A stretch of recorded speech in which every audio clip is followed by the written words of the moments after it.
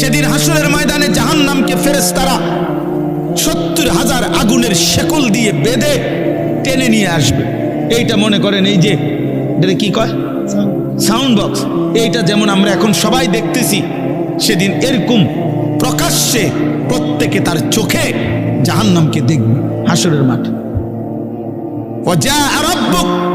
আল্লাহ বলেন, বন্ধু আপনার রব আল্লাহ তিনি হাসরের ময়দানে কুদরতি ভাবে উপস্থিত হবে।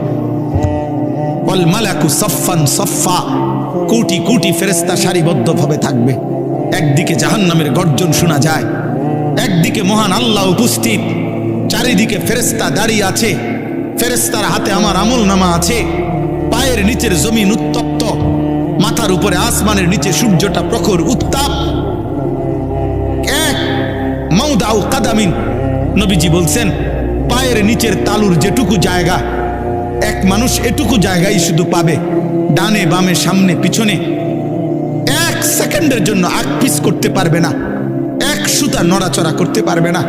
কমপক্ষে প্রথম দিন দাঁড়াইয়া থাকতে হবে খোদার কসম 50,000 বছর। ফি ইয়াউমিন কানা মিকদারুহু 50,000 সানা।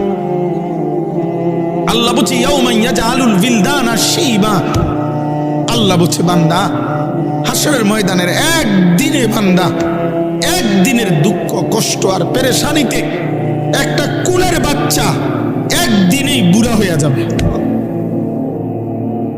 একদিন, এ তো কোরআন শরীফের আয়াত। আপনার